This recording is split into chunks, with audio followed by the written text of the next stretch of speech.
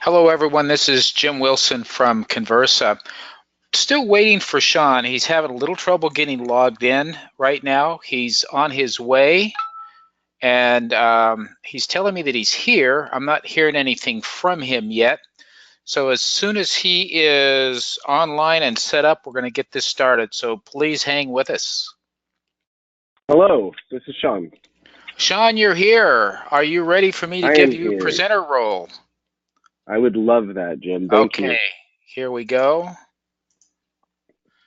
Okay, we're on our way, everyone. Thanks for joining. Looking forward to Shaun today. I'm not gonna. We've lost a few minutes. I'm not going to spend a lot of time going over details. Shaun has a great background. I'd like to share all that with you. There'll be another opportunity for that, I'm sure. And he's getting his presentation ready to go. Just a little bit of housekeeping for everyone. If you have questions or comments, there is a question area that you can put them in. I'll be monitoring those. I'll answer what I can, and we will save the Q&A period for the end of Shaun's presentation. And Shaun, we didn't get to discuss how long you felt this presentation would be, so we can give everybody an idea. As long as it takes, Jim. Um, we'll cover what we need to cover, and I'm looking at about 30 to 40 Okay, on it, super. and then we'll save some time for questions, obviously. Okay, absolutely. There'll be time for that. And with that, Shaun, I'm going to turn the time over to you and let you get started if you're ready. Of course. Glad to be here with you guys and with this audience today. First off, I'd like to know who's on the call. What kind of people really are going to be drawn into a webinar that's titled How to Fire Your Worst Clients, right? I mean, it's dark, it's a depressing topic. Nobody likes getting fired, talking about being fired. Only a psychopath would really enjoy firing other people when you've come across that in business. So why did you click over or jump onto a webinar to hear about this topic? I can tell you who I think is on the call. I believe that this title resonates with you if you are an agency owner or you're a small to mid-sized business owner with a marketing or sales company that has a business model that relies on having clients, right? So you know you need them, but you also know they come in all shapes and sizes. And chances are you've had some bad, quote unquote, bad clients. So let's talk about it. Let's call it group therapy, right? Let's just get to the elephant in the room. Let's get it off our chest and out in the open, right? The things that I want to cover today, I'll show. I'm going to advance to my next slide, and we'll kind of outline how this conversation goes as far as I see it. First of all, let's really define what is a bad client. Then we're going to talk about when. When is the right time to fire them? How do you know when enough is enough? Then we'll get to the crux of this, as advertised. How do you fire them? Is there a process? Is there a right way to do this? Then we're going to talk about another key topic, which is why don't we just fire clients, right? If it's good for us, we know we like doing it. It helps the business. Why wouldn't we just fire all of our clients? And then finally, how do I know all this? Who's talking to you on the call? And the plot twist is I'm actually going to answer the last question first, just to throw you off, right? And because it's always nice to know who's talking to you, we'll start there. And as many of you may have caught, my name is Shaun. Hello. I'm. You can tweet me. There's my handle, and relevant for you is the Twitter handle for my agency, Relevant Business Development. A little of my story is I've spent the last 12 years in advertising and sports marketing. I know how the agency model works. You get clients, right? You solve their problems, you do great work, they typically pay you for it, and you grow your business. And let me tell you something you already know, right? The agency business lives and dies by having clients. More clients is better. Um, that's the way it goes, right? So a little of my qualifications. Here's a logo cloud of some of the clients I've worked with over the years, and I want to be real with y'all for a second. Um, I'm an entrepreneur. I'm a business owner. We share a lot of this in common. I've had upwards of 30 employees depending on me and my business for their income. So I'm not saying it lightly when I tell you that business isn't all about money. It really can't be all about money. I mean, making money, getting paid, living rich is fun, but it's a hollow motivation on those days when you have to make hard decisions. When you're at hour 12, 14, even 16 in the office, when you're still at work while friends, family, even your whole team has gone home for the weekend or has taken the holiday off, while you, the boss, are plugging away to get the work done. How many of you have lived that can feel what I'm talking about right now? Just comment in the box if you've scheduled PTO, for example, for everyone on your team but yourself. Comment in the box if you've been the last guy in your own company to get paid. You've even had that month where everyone gets a paycheck but you, the guy that's holding it all together. I've lived this. It's a reality for many small businesses, especially in their early years. So it's not empty words when I say that money isn't everything in your life. Money can't be everything to your business, but there are few problems in your business that can't be solved by bringing on a new client. It's true, right? And you know it's true. New clients are the lifeblood of your business. That's the source of revenue. That's the source of growth. So yeah, that's my segue. If we all can agree that adding and keeping clients are truly the best way to build a successful client-based business like we're talking about, then we're ready to talk about why anyone in their right mind would want to fire a client. So let's define very clearly that not all clients are created equal. Some are good. They reply to your emails. They answer your phone calls. They prove creative within one or two rounds of revisions. That's nice, right? They're not all dream clients, but that's a pretty good client right there, and we want those. We fight to keep those. Then there are the other clients, the ones who always seem to be pushing you past deadlines, making everything last minute.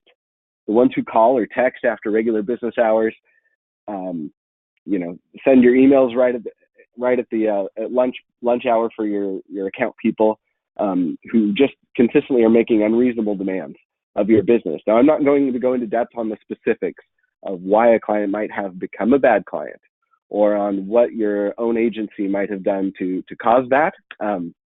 Just like they say in pet training, there are no bad dogs, just animals that got stuck with poorly trained humans, right?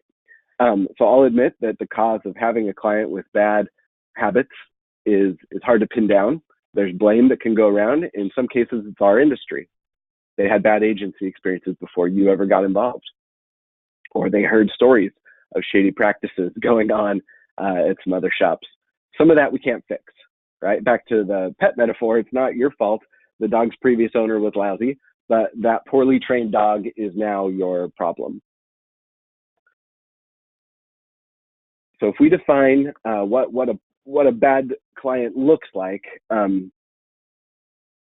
you kind of need to get in and define how you're going to work with them. So you definitely need to try to work with a client, even a difficult one.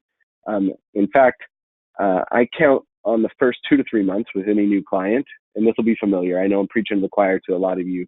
That's a period of getting to know each other, of having some healthy back and forth about deadlines and deliverables.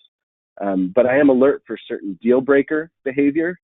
We'll come back to that in a second. But for the most part, just like dating, you can't go into a client relationship looking for a reason that's not going to work out, right? I mean, working with people requires that we be patient, flexible. We're in a service-based business. Our client is our customer, so that customer service forces us to create some allowances.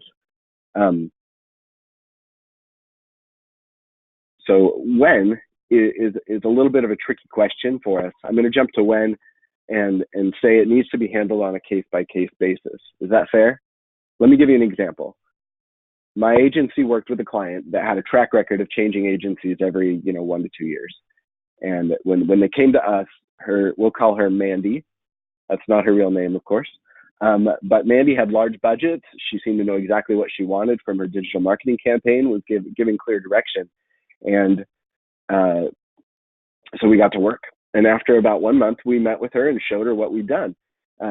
we did everything she'd asked, and she was very polite, but she immediately told us that she also wanted several other things. Right? Does this sound familiar to anybody? She hadn't mentioned any of this before, but suddenly, hey, Facebook ads and posts needed to be done more frequently. We need to be adding them to different sites. She wanted us to be collecting new leads from new sources, and she was putting them into our team to vet them out for her. Scope creep, right? Classic expansion of duties after the contract has been signed. And also she wanted more and more elaborate reporting from us and increased frequency. So again, I'm not moaning the situation. We all live these realities of a client-based business. But here's how the story went. We're 2 months in. We're still delivering well beyond Mandy's initial expectations, the numbers she gave us. So we go into the meeting feeling really good about what we had to report. But other signs had crept in, just to be honest. She had a tendency to call us with problems, but like she'd call at the very end of the day, or she'd email at like 4:59 on a Friday. Anyway, so we sit down in this meeting across from Mandy, and I'm saying things like, hey, when we started, you asked us for, 40 leads per week at a cost of, say, $100 per lead. This month, we delivered 80 leads a week, and it was $60 per lead. So I'm proud of my team. We're happy to report the work we've done. We're sitting there feeling good. And that's when we saw the crazy come out of Mandy that she'd been maybe hiding. And that's when we finally got why maybe it wasn't the fault of her past agencies, that she's been changing vendors every 10 to 12, 18 months. She says to us, hey, if you guys get me 80 leads this week, I'll want 100 next week. If you get me 100, then I'll want 150.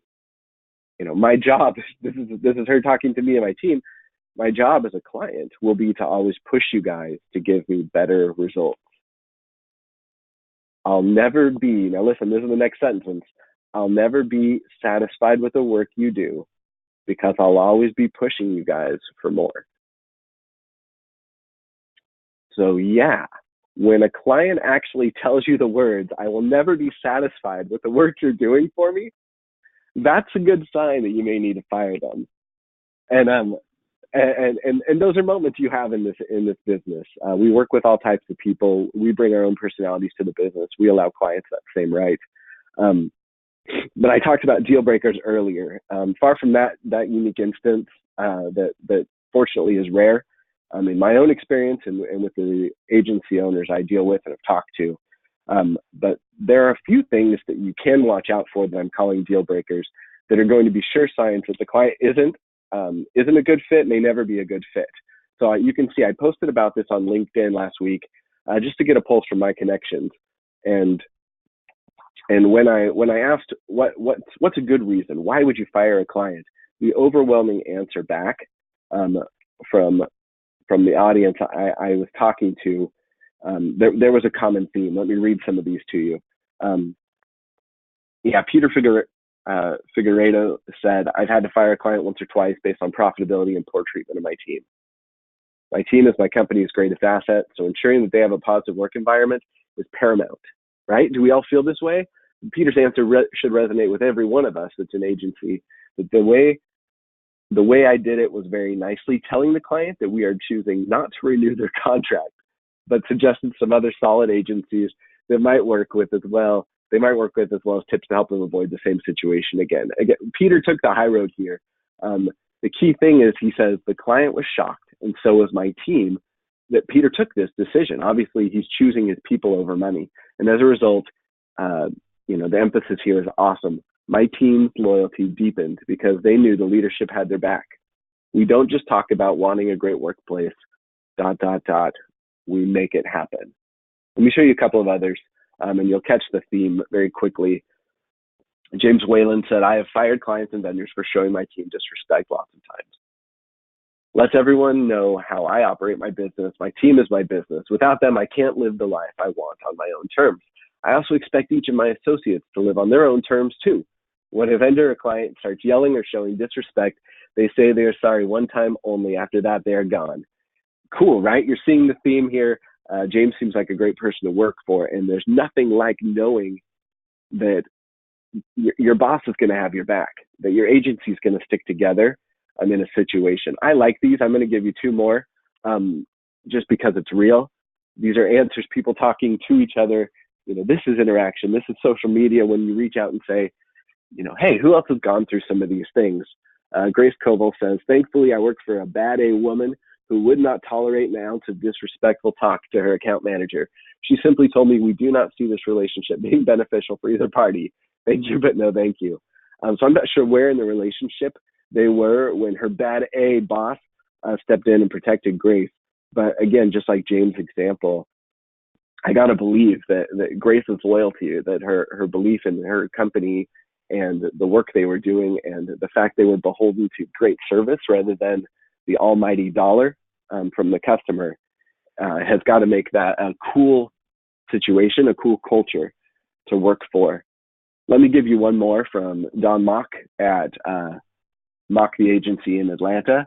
Don says, once, disrespect from their end of the table to our employees and to our management as well. But it really was the treatment of our employees. We had them for 8 or 9 years and had been through multiple turnovers of employers on their side to the point where we knew their jobs better than they did. Reading through the other comments, disrespect seems to be the theme of the day. Yes, the overwhelming answer back is disrespect. If a client is not being respectful, just to put a fine point on this, if your agency, your time, your team isn't being appreciated, if they don't seem to value your people, they are a bad client for you. Life is too short to go through your workday dealing with negative, poisonous people who don't respect what you're doing. It's a one-time thing. Sure, acknowledge there's a problem, address it, see if you can move past it. But man, if you're seeing a pattern of disrespecting you, your agency, your team, of abusing the relationship of a client to a partner or vendor, you've got to end it. Get out. For the benefit of everyone involved, you've got to get out. So all of that was building up to this slide. Is there a right way to do this? You've decided enough is enough. You've given them the chances, or you're seeing a long-term pattern of worsening behavior. You know you're better off without them. Is there a right way to cut this cord? Yeah. Yes, there is. In more than a decade of agency work with dozens of clients, I've personally developed a system for making the breakup. So let's go through it. 1, the first and key part to this whole process is really you as an agency, as an ownership, as a management team need to define for yourselves who you do and do not want to work with. At my previous agency, just to step right into a story, we sat down, we talked through this stuff, and we had to figure out who we were. And it's a hard discussion, but it changes things from even just who's bad for you into who's good for you. The second step is to tell the client that it isn't working. A lot of this parallels a breakup, as you saw in some of our promotional stuff and the posts leading into this webinar, is there's a DTR. There's a moment when you have to be upfront with the client and say, hey, stuff's not working for me. Stuff's not working for you. Let's have a discussion about how things are going to be moving forward. Step 3 is try to help them transition. If it makes sense, if it's possible, give them a suggestion. If you know you're not meant to work with them, let's find them a place to go. And then step 4 is to actually slow down your service. And then step 5 is raise your price. I'll talk about this. So here comes the story. At my previous agency, at one of my previous stops, we actually convinced a few of our clients to fire us. And this is how we did it. First, we met together, and as I mentioned, we were very honest about what we did well, what we did not do well. And that set us on a path of defining who we did and did not want to work with. And that gives you clarity when you know that step 2 is actually really easy. We could tell them that we weren't the right agency for them. We could make an honest recommendation that we're not the best fit and that they should start looking for another agency.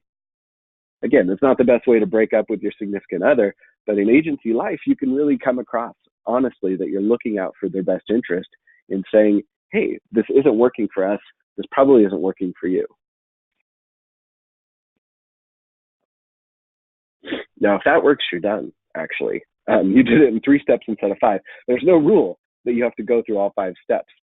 Some clients are going to get it by the time you're coming in suggesting other places for them to work, they may have picked up on it. But in my experience, some clients have been slow to get the hint. They resist change for whatever reason. So step 4 is good for everyone on your team.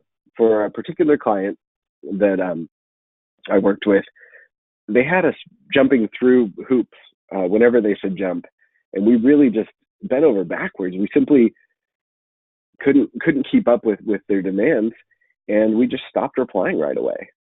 It felt good, and you can imagine the account manager loved when I gave her the direction to only read their emails after lunch. I said, hey, for this client, don't worry about their emails. When you come in the morning, don't even check them.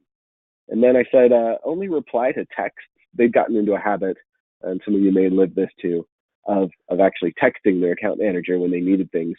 And I said, hey, your reply to their text should just be a blanket response. Please email me the details, and I'll look into it. And then you're only checking your email, after lunch. I mean, it's kind of nice when you already know you're going to lose that client. You've already decided they're gone. So you've really got nothing to lose at this point. So again, it's a fun process when you're doing it intentionally, which takes me to step 5, start raising the price.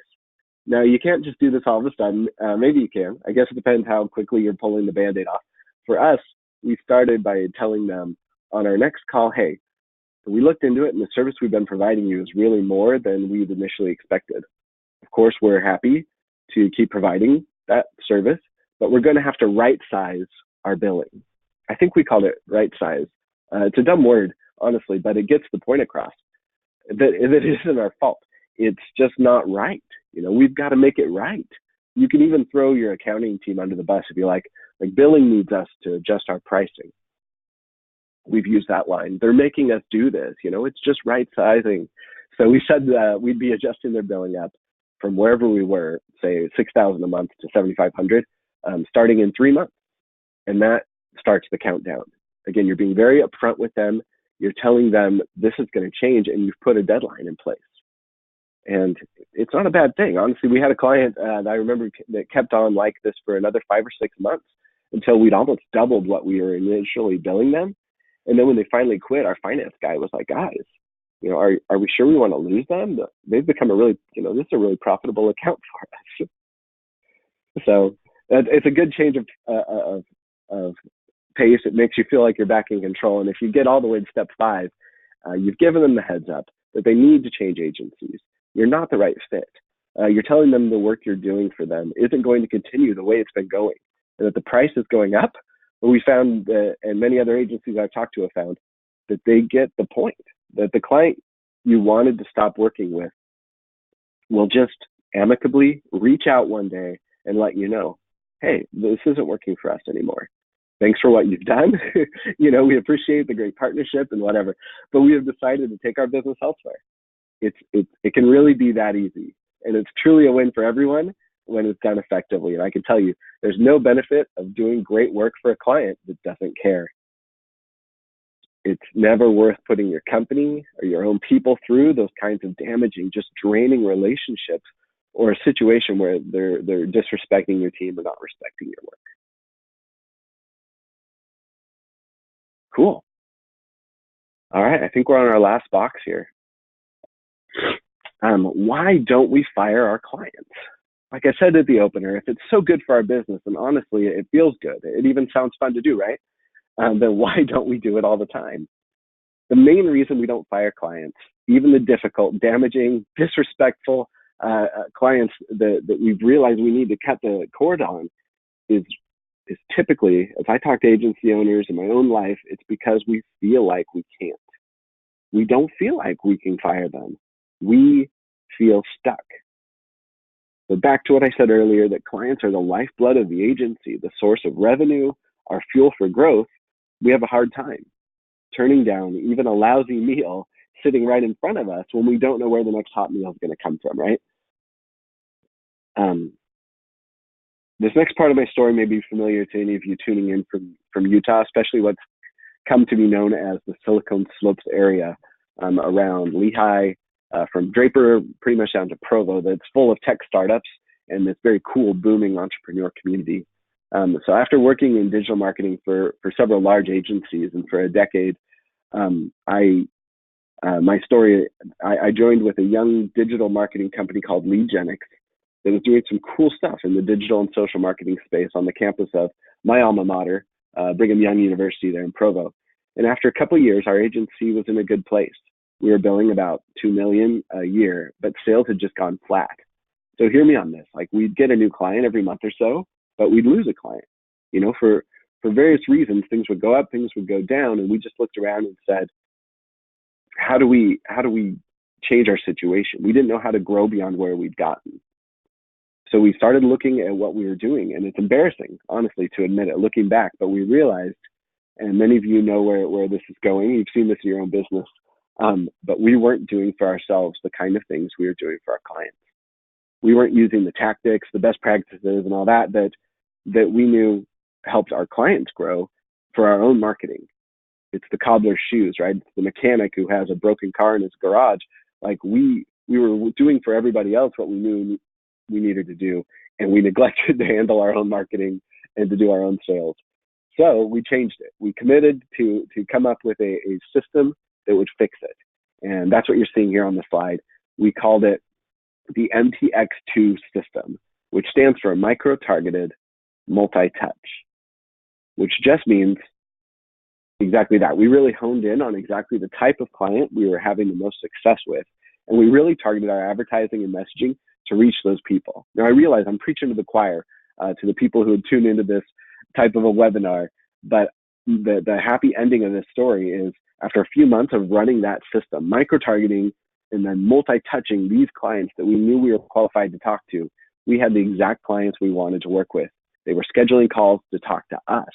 My sales guys went from rolling in late, taking 2-hour lunches, playing golf, or going to networking events a couple times a month and calling that sales, to rolling in at 8:30 because they had a call on their calendar at 9, another call at 10, 2 more in the afternoon, and they loved it. I mean, that's how they get paid, and they were having great conversations with their best qualified prospects, the best leads that we were getting for our agency. So, in conclusion, right, after doing that, applying our MTX2 system and getting to a place where we were onboarding 3 to 5 new clients every month, our agency valuation went up. We were valued at $5 million, which was very cool. But the people who were looking at us were more interested in the system we were using to bring on new business than even, the client list that we developed or collected. So we sold that agency in December of 2015. And after that, I took some time off. I went with my family on a Disney cruise, which I totally recommend. We rented an RV and we drove all around the beautiful state of Utah, which I also totally recommend. But I had some time to think through what I wanted to do next. I decided I didn't want to rush back into a big or even a mid-sized agency. I knew I didn't want to go through some of those ups and downs of stressing, payroll, covering overhead, managing employees' PTO requests, some of the stuff I was talking about earlier. And I came across an expert on writing and publishing, and his line was, if you can look back and say, this is what I wish I'd known, then you found the idea for your book. And again, I'm not writing a book, but it was profound knowledge to me that if I look back over what I'd done and how I'd learned to really grow an agency and determined, hey, that's what I want to do. That's the value that I can create for other people. And I realized that the system that I developed is what agencies are looking for, that I could really try to help other agencies use a system like this to grow. And I'll tell you what you already know, which is everything looks different in business when you can look down the pipeline and see where your next, $5, $10, $15,000 client is going to come from. And you know that you have a system in place you can ratchet up to add more clients or ratchet down when you need to staff up, train your personnel. That's a cool place to be, and I'm happy, excited, about the current state I'm in to be able to share some of this information. But mostly, I love that I get to help ad agency owners really get out of the hard day-to-day of wondering when or even if that next client is going to come on, to to a place where they're having a confident, predictable system that generates targeted, well-qualified, these great new business conversations every single month. So the place I'm now is that I help agency owners who rely on new clients that we talked about for revenue and growth to build that predictable pipeline of business leads that are automatically coming into you. And so I'm going to close here. If you're interested, obviously, in learning more about my story, how we've built this system for dozens of agencies, you can check us out at relevantbusinessdevelopment.com. And we have a short video that talks through the basics of that MTX2 system. If it makes sense for you where you are in your growth goals, of course, I'd love to schedule that call with you. You can schedule that there on our site. At any rate, I want to say that I love marketing and advertising. It attracts some of the craziest people in the world, both on our side and the client side. But I love being in this industry and getting to work with so many cool businesses and people. And that obviously includes Jim, Jeremiah, JP, some of the other folks that I know there at Conversa. And yeah, thanks for hopping on this webinar, and good luck keeping the clients you love, firing the clients you don't, and growing all of your businesses. Hey, good going, Shaun. This is great. I have one request. They would like you to display the link on what you're sharing there, if it's possible to do that, so they can see the link again. That is an easy request if I know where I'm supposed to be. I think the only place I had a link was right there. So hopefully that's what they're asking for. But yeah, that gives them, I think is the link you were mentioning too. So that's might be a little tougher if you don't already have that. It's a long link. Yeah, Relevant Business Development is the URL for our site these days. And like I said, on there, I try to blog about some of the experiences I had as a mid-sized agency owner, and some of the stuff we learned, the hard way, just so that other people can commiserate. We vent a little. There's some group therapy involved, and we try to share best practices there and on a couple of Facebook pages that I'm involved with. Here's a thought. You can display it like do a Word doc and just pop it up. But for the person asking for this, we'll be sure we have it in. We'll send out an email with the link to the recording of this for everybody who's been here. And that way you can get to see it there as well. So if you don't get it from here in a way you can use it, you'll definitely get it in that email. Cool. But at this time, it sounds like we're ready for some questions. I know I picked up on quite a bit. I was wondering where this topic was going to go. I certainly was. It seemed like a backhanded way, but really, you handled it quite well, and great advice. It's a leading topic, right? Yeah, because there are so many times when we want a clean house and we want to spend time on more relevant kinds of future-facing opportunities, and sometimes it's hard when it's not good for us and it's not good for the client.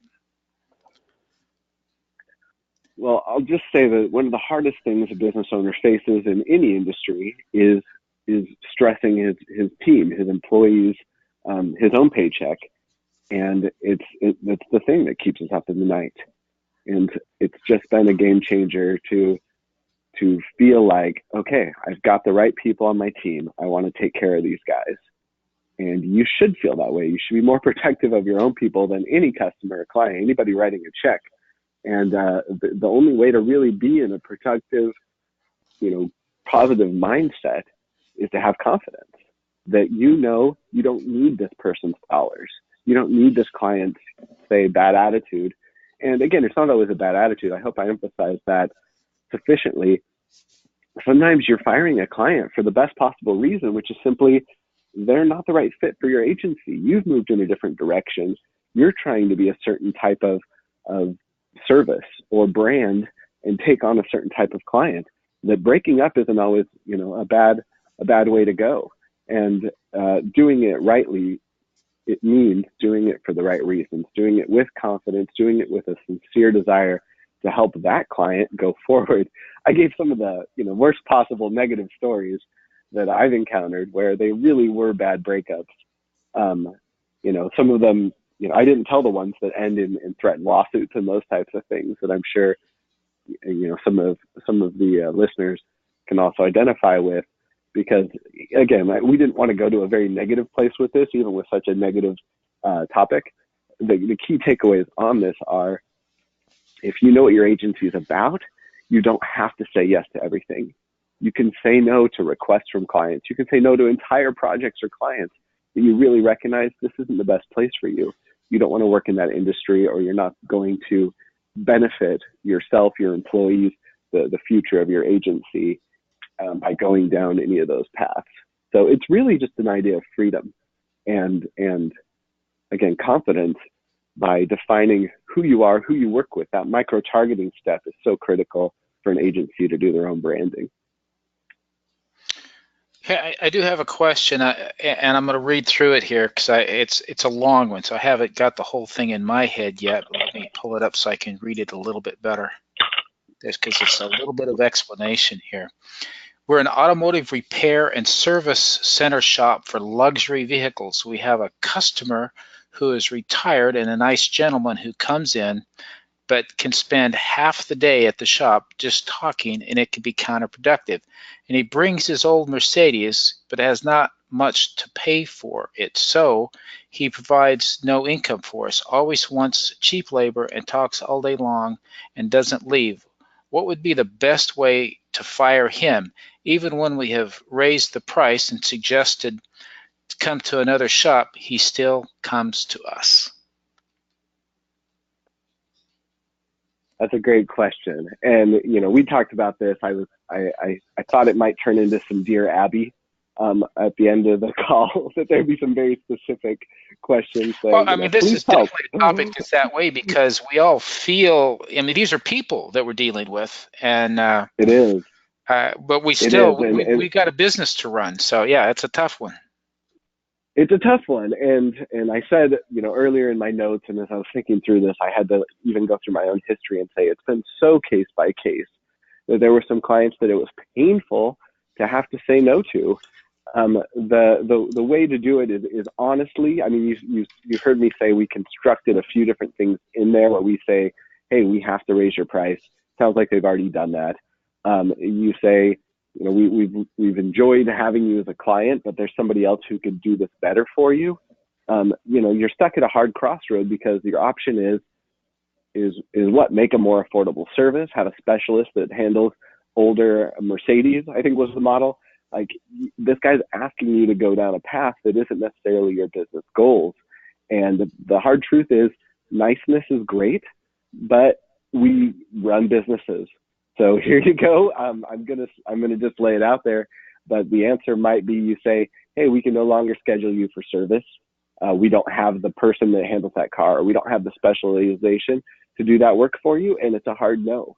And at the end of the day, it's a hard no because you're looking out for your team, you're looking out for your people. Now, I'll give you the backdoor option, which is always, if one of your people likes this relationship, if he values that, you can still let someone else indulge that. In agency, it's especially true that you can say, hey, why don't you take this client and run it part-time, or run it as a consultant? You can run this in your free time. I don't know if every agency owner is up for that, but I've tried to do that with my own employees and say, hey, this client no longer makes sense for us as an agency, but you can take this work, you can do it on your own, freelance it, and you're welcome to that. That So way you're you're not suggesting one giving of a his hard stop. mechanics just steps in and does it on the side, does it out of his own garage?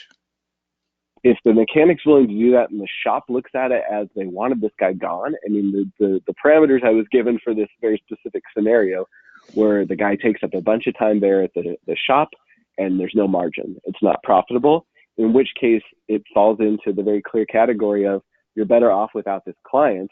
It sounds like the key here is the sensitivity of that breakup, that you don't want to hurt his feelings. So if you can make a suggestion that's workable for all parties and get you what you need, do it nicely, but you've got to just, again, it's a painful bandage, and just pull it. It also sounds to me like this is a guy who wants to talk. He needs to talk to people. And, maybe finding some social club for him to be part of, a group of people who share interests. I don't know. It sounds like we're being uh, uh, being something other than an automotive agency where we're trying to take care of this guy's personal needs. But, you know, Well, that's a holistic approach. The funny yeah, thing is, in business, you often get put into a situation. If I can just talk to this for a second and I'll get back on track, we're often put in situations where it's way beyond professionalism, where somebody is actually needing, they're not paying you for consulting, but how many of you have given free consulting, free therapy, if I can put it that way, yeah. to a client, a partner, an employee? We definitely have to look at other people as human beings, but the key, determinant in any of this is it mutually destructive or is it mutually beneficial? And if at the end of the day, you've got a client that takes way too much time, isn't, again, the key thing we went back to from the readers poll and from a lot of that experience we saw was disrespect. This guy sounds like he's being very respectful because he doesn't understand that it is a sign of disrespect if he's buying up time without paying a proper remuneration for the time. So it's black and white in that regard, but obviously, Jim, you're looking at a very holistic approach, which is let's be kind, let's be thoughtful, let's be considerate of people who we do business with, because at the end of the day, we're in service businesses trying to help customers, which are people. Okay, here's another question. I run the client services division of a growing digital marketing agency. I have one client in particular that has been fired from many of our competitors. Oh boy. They probably work with us because we haven't made it that far yet. The last two account managers have quit, and part of the reason is that this client screaming at them on the phone. The client has at least one outburst on a team member monthly. Wow. Or it feels like that. My CEO isn't interested in firing them because they pay their bills. Do you have ideas on how to get the CEO on board to fire them? That's a great question, and I pointedly didn't discuss it because I wasn't sure, again, back to how I opened, who was coming into this meeting. This is a getting buy-in up the org chart type of a question, right? How do you get the CEO to feel the pain of a difficult client? And the answer on it is not as cut and dry as you'd like, but it really is to see if the CEO values people. I mean, it becomes that clear of a choice that you saw in some of the examples I read, that how much does it draw the team together if the ownership, the management team is on the sides of their employees. So it really should be whatever documentation, whatever process exists at an organization. If you're at a good company, there should be a path for an employee to put something in front of their director or their leadership team, the CEO and his or herself would look at, where you can say, hey, I'm going to document this. I've had a few instances where this is not helping the company. This client is not being beneficial. Again, I don't want to dig into the specifics of this one, but just the general case of the management isn't seeing the realities of the situation on the ground level. They're just seeing they've got a paying customer and they want to keep that, is a scarcity mentality. Again, I'm just to paint a broad brush here. That's a scarcity mentality because your agency, your business is looking at it saying, hey, this guy's money, this client as a source of revenue is more important to me than the people on my team. And I gotta believe most companies don't succeed with that mindset. So follow the path that your organization prescribes. This is me saying I'm not a doctor or an attorney, right? Follow the path there, that if there's paperwork or if there's a conversation you can have with ownership and say, look, here's the reasons why this is difficult. This is making my life harder, damaging the relationship to my team. If you've got a numbers guy or girl on your hands, you need to show it in numbers and say, look, I mean, that might require documentation. We've certainly carried that to our financial team, especially when I was just a manager level at a different agency. We documented it. We said, hey, we burned up 7 hours in email responses, phone calls, and all hands on deck meetings for this client this week that we billed. And if you're billing by the hour or you're in a business that tracks time, that conversation is a lot easier to substantiate. But here we go. Big answer. At the end of the day, the company is deciding if the client is worth keeping versus the employees are worth satisfying. And the answer I always have to come back to is, you saw 5 steps that you'll start having this conversation. You've got to put a name on it. Say, hey, this isn't working out. This isn't a good client for these reasons. Now we can act to change those things, and you should start down that path.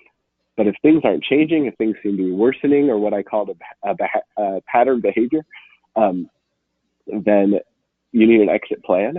And the exit plan can be very kind. It can be very formalized. And by that term, all I mean is it doesn't have to feel like a bad breakup, that you're on a call or the client's there and people are getting emotional. It can be very straightforward, the right way, done correctly, of saying, hey, we see that this isn't working, that there's certain things you're doing. You're not emailing us, you're not turning projects around, whatever the cases are, the very specific incidents are. Line those up, say these things need to change. And, if not, we need to right size this billing. Again, I love that word. Or we need to correct how we've had this scope creep, this change in agreements with you. We're going to put new numbers in front of you in a month, and we'll see if we want to keep working with you at those prices. If those still make sense, then obviously you can keep working there. That kind of a conversation is very accepted in business, but it's going to be more powerful. It's going to be critical, I guess, to have management, CEO, all the way up, if that's part of your business model, involved in that conversation. Just my aside on this, it surprises me that there would be a CEO who is not stepping in to say, look, this is a difficult situation. Let me talk to this person. And so they get the yelling. Take one for the team kind of approach, but also demonstrate on how to handle, if there is a proper way to handle this person. The CEO ought to take leadership. So it just surprises me that they're not. So, but that kind of echoes a little what you said, Shaun, that no, what's that's a great valuable. point. And I hate to say that, but that's certainly the appearance that's there. So that's a tough one, an answer of how do you get the CEO on board? And, maybe simply asking them, hey, we need to understand how to handle and deal with this person. Demonstrate. I don't know what the relationship is, but we do have another question, and it kind of, it's back to owners once again, CEOs, but in this case it's owners, the auto repair location again. What if 2 owners disagree on keeping a customer? One owner may not like him, and the other helps the customer out because he wants to help, but the customer is not beneficial to us in any way. How to diffuse that problem between 2 owners? A wise king once offered to cut the baby in half and see which person wanted to keep that baby. Sorry, paraphrasing King Solomon, like, who wants this problem? Who cares more about this problem? Really becomes the way to solve it.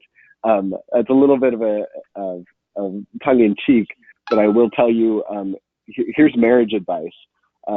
Stephen Covey, famous for having highly effective habits and telling people how to live them, says that in his own marriage, that they come to any conflict with a number system. That he says there's been many times when he'll be talking to his wife and say, I want this, and she'll say, I don't want this. And he says, okay, to me, this is a big deal. This is a 10 or even an 8 for me. And then his wife will say, okay, actually for me, this is only like a 5 or a 4. So what I've incorporated that in my own marriage, and it saves a lot of discussion because it's a very quantifiable way to say, pick your battles. So what I read into that question, if that's fair, is partnerships are hard. Partnerships boil down to people with different ideas, either benefiting each other and creating something great, or having differing ideas and needing to sort those out. I've been in partnerships. I've been in various different types of organizational structures. And the key thing is, if it's worth it, everybody makes each other better, and you've got to get through those hard moments of conflict. So I suggest a numerical system. It's Stephen Covey, so it's not Shaun Butler. I'm pulling from, a giant in the industry to quote, but it sounds like if one partner wants a client to stay on board, he should also take the onus, the burden of fulfilling for that client.